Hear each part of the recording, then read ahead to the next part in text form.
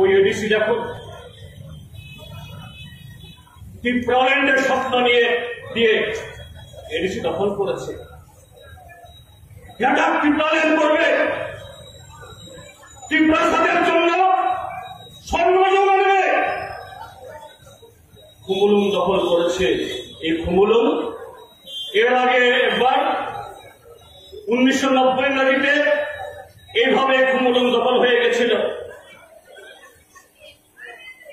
তারপরে 2000 সালে আবার সন্ত্রাসবাদীদের হাত ধরে দখল হয়ে গেছিল। এটা সীমালঙ্গে পরিণত হয়েছিল।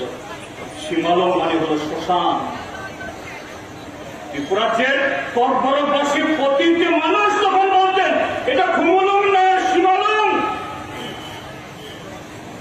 আজকে প্রত্যেক মানিক্য কিশোরের হাত ধরে পুনরায় খুমুলুং আজকে সীমালঙ্গে পরিণত হয়েছে।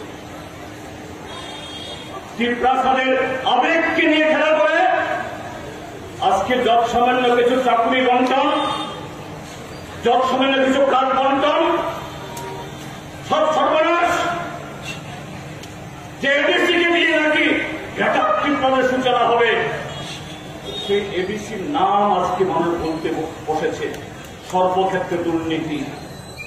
কাজে আজকে এই ভারতীয় জনতা পার্টি ত্রিপুরা অথবা ইপিএফটি নাম ভিন্ন হতে পারে, কিন্তু জনবিরোধিতায়, মানুষের টাকা চুরি করাতে, এ রাজ্যের মানুষের অধিকার ছিনিয়ে নেওয়ার ক্ষেত্রে এরা সবাই এক নৌকার যাত্রী।